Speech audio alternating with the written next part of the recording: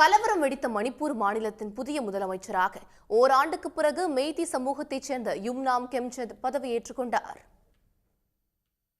மணிப்பூரில் கடந்த 2023ஆம் ஆண்டு மெய்தி மற்றும் குக்கி பழங்குடியினர் இடையே நில உரிமை மற்றும் அரசியல் பிரதிநிதித்துவம் தொடர்பாக மோதல் ஏற்பட்டது. இதில் 200க்கும் மேற்பட்டோர் கொல்லப்பட்டதுடன் பாலியல் வன்கொடுமை, வீடுகள் எரிப்பு போன்ற கொடூர சம்பவங்களும் அரங்கேறின. நாட்டையே உலுக்கிய இந்நிகழ்வுக்கு பயந்து ஏராளமான மணிப்பூர் மக்கள் அண்டை மாநிலங்களுக்கு புலம்பெயர்ந்திருந்தனர்.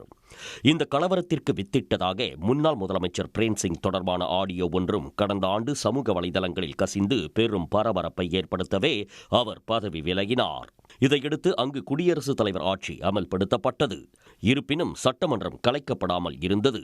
இந்நிலையில் தீவிர பேச்சுவார்த்தைக்கு பிறகு மணிப்பூரின் புதிய முதலமைச்சராக சட்டமன்ற குழு தலைவர் யும்னாம் கெம்சந்த் தேர்ந்தெடுக்கப்பட்டு பதவியேற்றுக் கொண்டார்.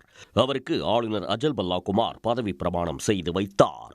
Discharge my duties as the Chief Minister of the State of Manipur, and that I will do right to all manner of people. Consideration of shall become known to me as the Chief Minister of the State of Manipur. மணிப்பூரில் தேசிய ஜனநாயக கூட்டணி ஆட்சி முடிவுக்கு வராத நிலையில் துணை முதலமைச்சராக குக்கி சமூகத்தைச் சேர்ந்த நேம்சா கெப்சன் மற்றும் நாகா பழங்குடியைச் சேர்ந்த லாசி டிக்கோ ஆகியோர் பொறுப்பேற்றுக் கொண்டனர். Manipur, except as may be required for the due discharge of my duty as such minister. மணிப்பூரில் குக்கி மெய்தி பழங்குடியினர் இடையே அவ்வப்போது மோதல் வெடித்து வரும் சூழலில் என்டிஏ கூட்டணியின் புதிய அரசு மணிப்பூரில் அமைதியை நிலைநாட்டுமா என்ற கேள்வி எழுந்துள்ளது. உடனுக்குடன் செய்திகளை தெரிந்து கொள்ள சன் நியூஸ் பெல் ஐகானை கிளிக் பண்ணுங்க.